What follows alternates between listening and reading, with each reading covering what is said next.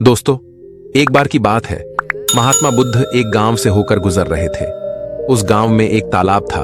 महात्मा बुद्ध और उनके सभी शिष्य तालाब के पास आकर रुक गए। तभी वहां पर एक लड़का अपनी मां के साथ पानी भरने आया। उस लड़के की नजर महात्मा बुद्ध पर पड़ी। वो महात्मा बुद्ध को पहले से ही जानता था। वह जानता था कि महात्मा बुद्ध बहुत ज्ञानी है और वो सभी के प्रश्नों का उत्तर देते। वह तुरंत ही महात्मा बुद्ध के पास पहुंचा। उसने महात्मा बुद्ध को प्रणाम किया और कहा, हे बुद्ध, मैं अपने जीवन में कुछ बहुत बड़ा करना चाहता हूं, लेकिन जब भी मैं कुछ करना चाहता हूं तो वो मुझसे संपूर्ण तरह से नहीं हो पाता। मुझे तो कुछ समझ ही नहीं आता कि आखिर में क्या गलती कर रहा हूं। इसलिए मैं आज आपसे यही प्रश्न पूछने आया कि लक्ष्य को पाने के लिए ऐसी कौन सी कठिनाइयां हैं जो हमें पार करनी होगी। महात्मा बुद्ध उस लड़के को देखकर मुस्कुराने लगे और उस लड़के से कहते हैं, जब तक तुम अपने लक्ष्य की ओर कदम नहीं बढ़ाओगे, तब तक सफलता से जुड़ा हुआ हर एक प्रश्न, हर एक उत्तर अधूरा है। महात्मा बुद्ध इतना कहकर अपने सभी शिष्यों के साथ वहां से आगे की ओर चल पड़े। वो लड़का भी अपनी मां के साथ वापस अपने घर लौट आया। अगले दिन जब वो लड़का अपनी मां के साथ वापस उस तालाब पर पानी भरने आया तो उसने देखा कि तालाब में जो कमल की केवल कलियां थी, आज वो पूरी तरह से खिल चुकी है और पूरे के पूरे तालाब में केवल कमल के फूल ही नजर आ रहे। उस लड़के की मां को अपनी आंखों पर यकीन नहीं हो रहा था। उस पर उसकी मां कहती है, बेमौसम इतने सारे फूल एक साथ खिलना, ऐसी घटना तो मैंने आज तक नहीं सुनी। ऐसा अवश्य ही महात्मा बुद्ध के यहां पर आने के कारण हुआ है, अर्थात ये उनका ही प्रभाव है। ये सुन वो लड़का सोच में पड़ गया। उसने तुरंत ही तालाब से एक कमल का फूल तोड़ा और मन ही मन ये सोचने लगा, यदि यह महात्मा बुद्ध के प्रभाव के कारण हुआ है तो मुझे अवश्य ही महात्मा बुद्ध से मिलना चाहिए। शायद हो सकता है कि वो मुझे कुछ प्रेरणा देना चाहते हैं। ऐसा सोचते सोचते उस लड़के ने यह भी मन बना लिया कि वह महात्मा बुद्ध से अवश्य मिलेगा। और साथ ही उसके मन में महात्मा बुद्ध की वो आवाज गूंज रही थी कि जब तक तुम लक्ष्य की ओर कदम ही नहीं बढ़ाओगे, तब तक सफलता से जुड़ा हर प्रश्न, हर उत्तर अधूरा है। तभी उस लड़के ने वह कमल का फूल एक छोटे से मटके में रख लिया और उसने मन ही मन यह मन बना लिया कि वह महात्मा बुद्ध से मिलकर रहेगा और उसके मन में जो भी प्रश्न है वह उनसे उनके उत्तर जानकर रहेगा। उस लड़के ने तुरंत ही अपनी मां से कहा, मां, मैं महात्मा बुद्ध से मिलने जा रहा हूं। वो अब तक बहुत आगे नहीं निकले होंगे। यदि मैं जल्दी जल्दी चलूंगा तो एक दिन में उन तक पहुंच ही जाऊंगा और फिर एक दो दिन में मिलकर मैं वापस घर लौट आऊंगा। उसकी मां ने उसे समझाने की कोशिश की, लेकिन वो लड़का नहीं माना। वो तुरंत सफर की ओर निकल पड़ा। वो मार्ग पर तेजी से आगे बढ़ रहा था। जल्दी जल्दी चलते हुए उसने बहुत कम समय में अपना गांव पार कर लिया, लेकिन अब इसी कारण वो थकने भी लगा था और उसकी रफ्तार भी धीमी पड़ रही थी। उस लड़के का जोश भी अब खत्म होता जा रहा था।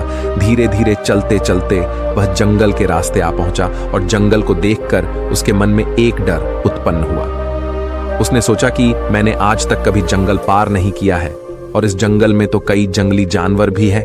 यदि मैं रास्ता भटक गया तो मैं महात्मा बुद्ध तक कभी नहीं पहुंच पाऊंगा, और यदि मैं किसी गलत रास्ते पर चला गया तो मुझे कम से कम 2 दिन और लगेंगे महात्मा बुद्ध तक पहुंचने के लिए, और यदि वो मुझसे बहुत आगे निकल गए तो मुझे बाकी रास्ते भी पता नहीं चल पाएंगे और फिर मैं उनसे कभी नहीं मिल पाऊंगा। वो लड़का इसी सोच विचार में पड़ा हुआ था। तभी उसने देखा कि उसी रास्ते से एक घुड़सवार आ रहा था। लड़के ने उस घुड़सवार से कहा, भाई, मुझे जंगल पार करवा दीजिए। मुझे महात्मा बुद्ध से मिलना है।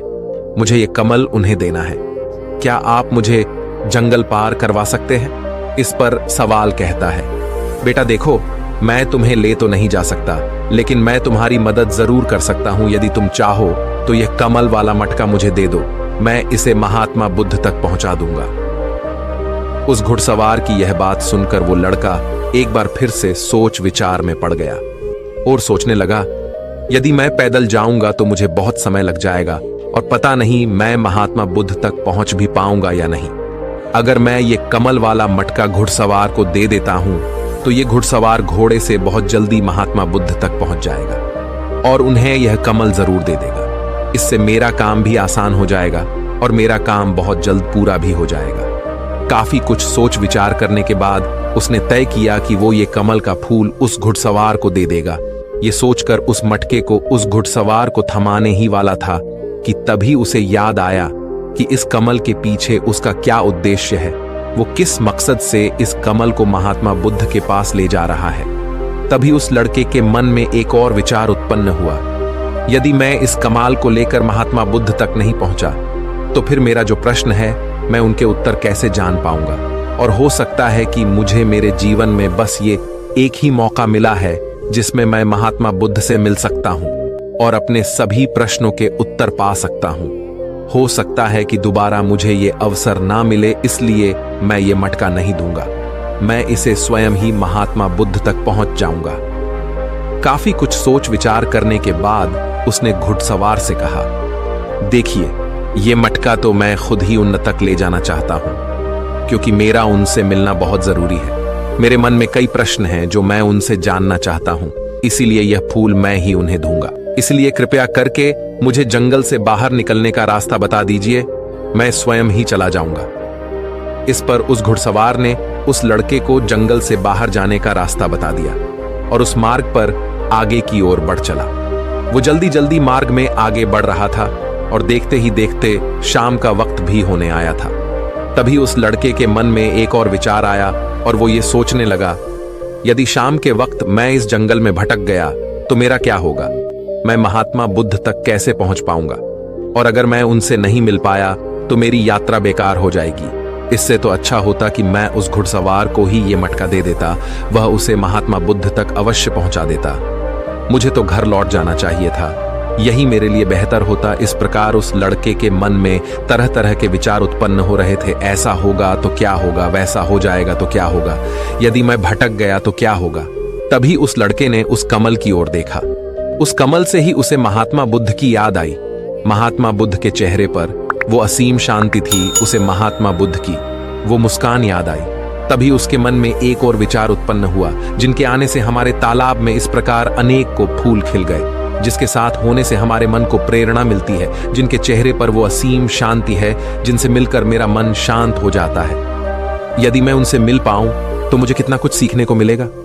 ऐसा सोचते ही उसके मन में एक बार फिर से महात्मा बुद्ध से मिलने की प्रेरणा जाग उठी और वो निश्चिंत होकर अपने मार्ग में आगे की ओर बढ़ता चला जा रहा था। काफी दूर आगे चलने के बाद जंगल खत्म होने लगा। तब उसने महसूस किया कि जब जब वो अपनी इस यात्रा का उद्देश्य याद करता है, जब ये याद करता है कि वो महात्मा बुद्ध से क्यों मिलना चाहता है, तब तक उसके राह की मुश्किलें कम होने लगती हैं। और यही वास्तविकता है, यही हम सभी के साथ होता है, फिर चाहे वो कोई छात्र हो या फिर व्यापारी। जब जब इंसान खुद पर शक करता है, खुद पर संदेह करता है, तब तक वह रुकावटें बड़ा रूप ले लेती है।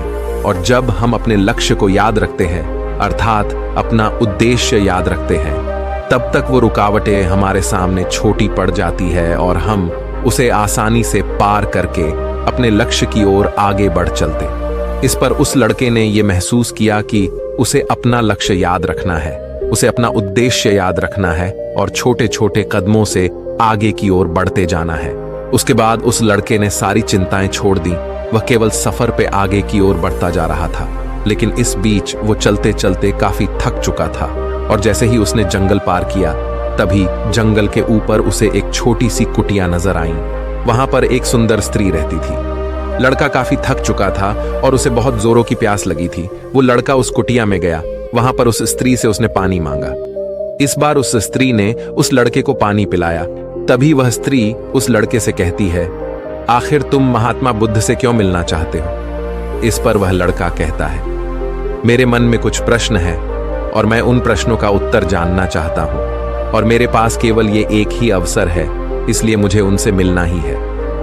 वह लड़का उसी तरह से अपनी बातें कर ही रहा था। उधर दूसरी तरफ उस स्त्री के मन में उस लड़के के प्रति प्रेम जाग रहा था कि उस लड़के को पसंद करने लगी थी।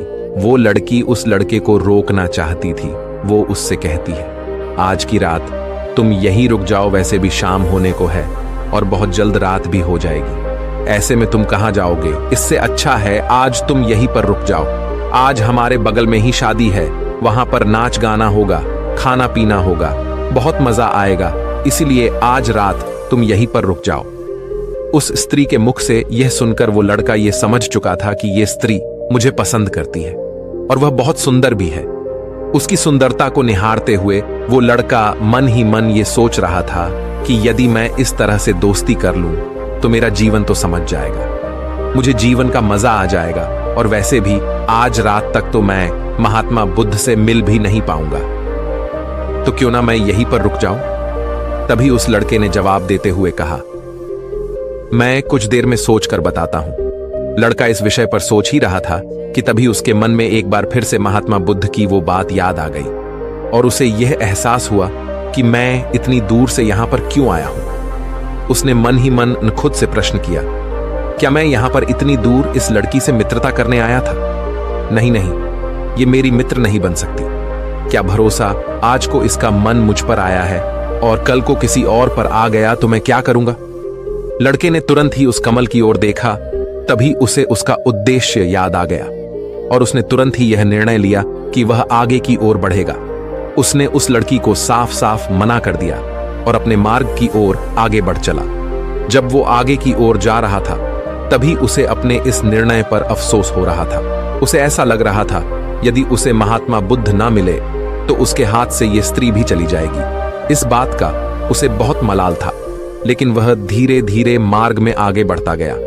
कुछ दूर आगे जाने के बाद जब उसका मन शांत हुआ तब उसे इस बात का एहसास हुआ कि यदि वह उस स्त्री के पास रुक जाता तो वह अपने उद्देश्य में कभी सफल नहीं हो पाता और उसकी ये यात्रा बेकार हो जाती, उसकी इतनी मेहनत व्यर्थ हो जाती। और तब उसे एक और चीज का एहसास हुआ कि जो भी व्यक्ति या फिर वस्तु हमें अपने उद्देश्य से भटकाने का प्रयास करे, हमें उससे तुरंत ही दूर हो जाना चाहिए। हमें अपना उद्देश्य याद रखना चाहिए कि हमने ये सफर क्यों शुरू किया था और हम अपनी मंजिल पर क्यों पहुंचना चाहते हैं। वो लड़का ये सब सोच विचार कर आगे की ओर बढ़ता जा रहा था। रात्रि का वक्त होने वाला था और वो लड़का तेजी से अपने मार्ग में आगे की ओर बढ़ता जा रहा था। तभी उसे मार्ग में एक बुजुर्ग व्यक्ति मिले।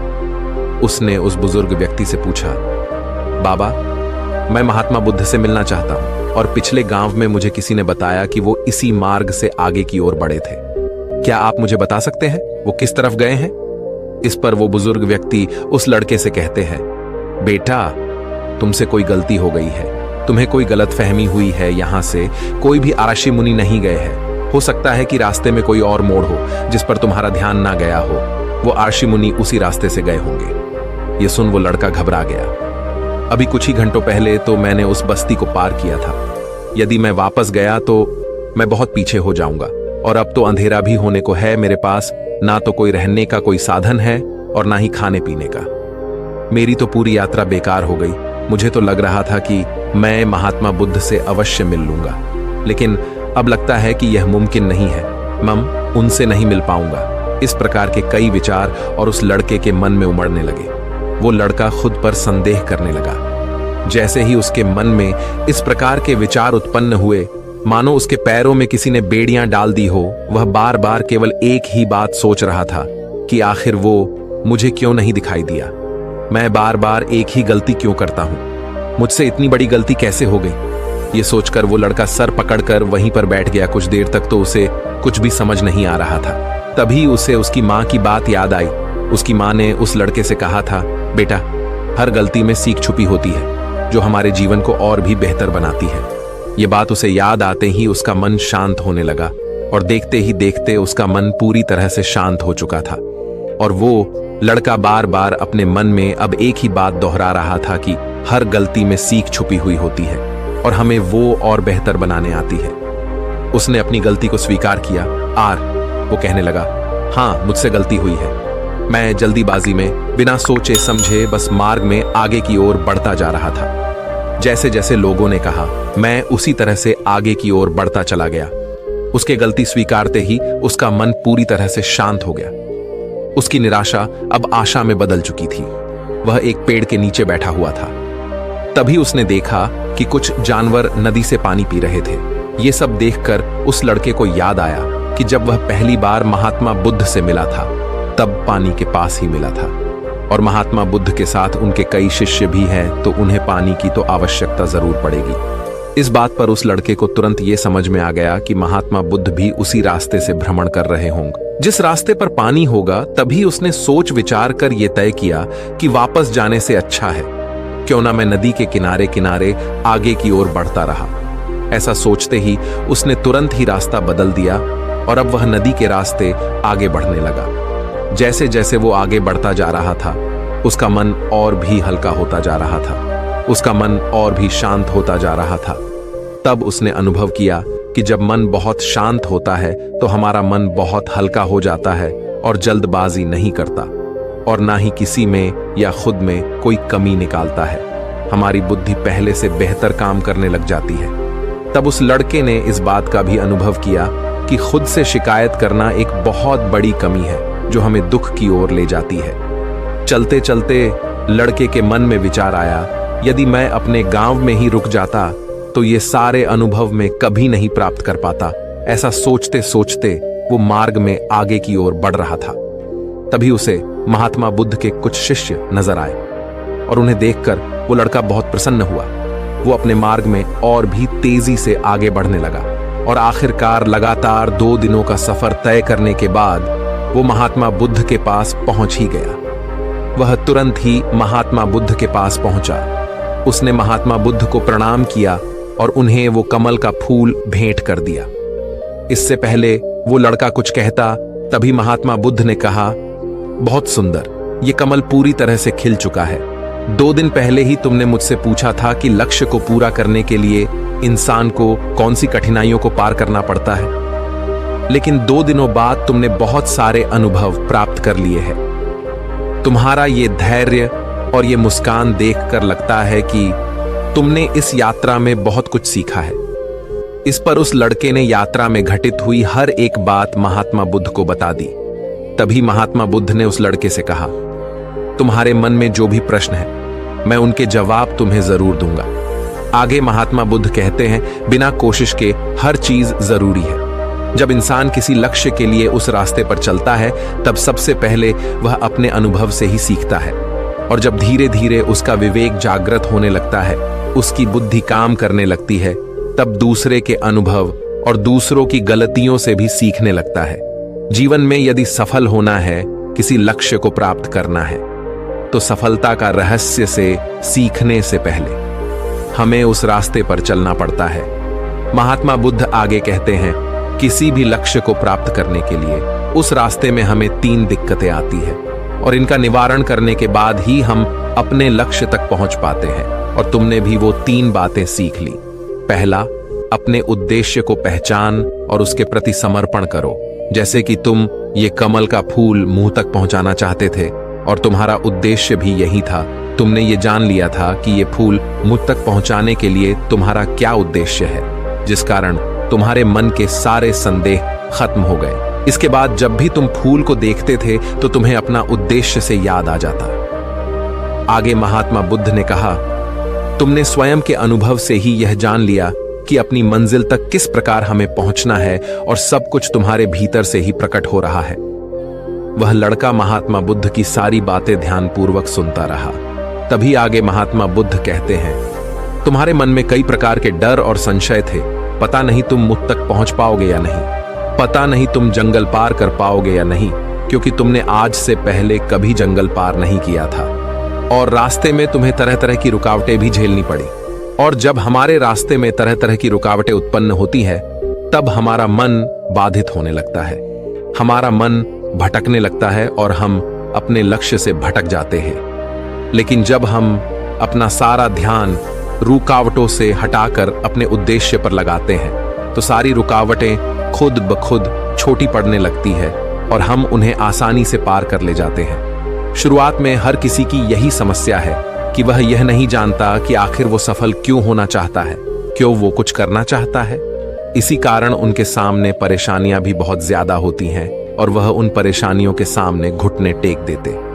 लेकिन जैसे जैसे आप आगे बढ़ते हैं, अपने लक्ष्य के प्रति समर्पित हो जाते हैं, तो वैसे वैसे चलते जाना आसान हो जाता है और हम अपने लक्ष्य तक पहुंच ही जाते हैं। आगे महात्मा बुद्ध उस लड़के को तीसरी बात बताते हुए कहते हैं, असली शक्ति इच्छाओं को पूरा करने में नहीं बल्कि उनको मिटाने में कहते हैं कि हम जानते हुए भी सही काम नहीं करते। अगर हम अपने उद्देश्य की ओर आगे बढ़ते हुए आकर्षणों को पीछे रुक जाते तो हमारी यात्रा कभी पूरी नहीं हो सकती। इसलिए जैसे इस यात्रा के दौरान तुमने फूल हमेशा अपने साथ रखा, अपने पास रखा, वैसे ही उद्देश्य हमेशा सामने रखना चाहिए। हमारा लक्ष्य हमेशा हमारी आंखों के सामने होना चाहिए। इससे हमें निर्णय लेने में आसानी होती है। अन्यथा हमारे मन का संदेह, हमारी मन की शंका हमें कभी भी सही निर्णय नहीं लेने देती और वह हमें मन की उलझनों में फंसाकर रख देती है। इसलिए संदेह के प्रति सचेत रहे। आगे महात्मा बुद्ध उस लड़के से कहते, बेटा, खुद पर शक करने की आदत से ज्यादा खतरनाक और कुछ भी नहीं है, क्योंकि जितना नुकसान आपके नकारात्मक विचार आपका कर सकते हैं उतना और कोई नहीं कर सकता। यदि आप खुद पर संदेह करते हैं तो आप अपने प्रयास में विफल ही हो जाओगे, क्योंकि आप अपने प्रयास पूरी ढंग से कर ही नहीं पाओगे। आप उससे बचने का प्रयास करोगे और जब तक हम अपनी गलती नहीं पहचानते तब तक हमें वो बात परेशान करती रहती है, वो हमें कमजोर बनाती रहती है। हमारे मन में केवल एक ही विचार चलते रहते हैं कि आखिर हमसे ये गलती क्यों हुई, मैं इतना नादान, इतना कमजोर कैसे हो सकता हूं, और अगर मैं आज इतना कमजोर हूं, मैं आज उस काबिल नहीं हूं, तो मैं आगे चलकर क्या कर पाऊंगा। तो इसलिए अपने आप को यह याद दिलाओ कि हर गलती में सीख छुपी हुई है और उससे सीख कर ही हमें अनुभव मिलता है और उस अनुभव से ही हम अपने लक्ष्य तक पहुंच पाते हैं। सबसे पहले अपने मन को शांत करो, बुद्धि और विवेक का प्रयोग करो और उद्देश्य की तरफ आगे बढ़ते चलो। सिर्फ इसी तरह से आप किसी भी चुनौती का सामना कर सकते हैं और बड़े से बड़े लक्ष्य को भी आसानी से हासिल कर सकते हैं। इतना कहकर महात्मा बुद्ध शांत हो गए और उस लड़के को भी महात्मा बुद्ध की सारी बातें अच्छी तरह समझ में आ चुकी थी।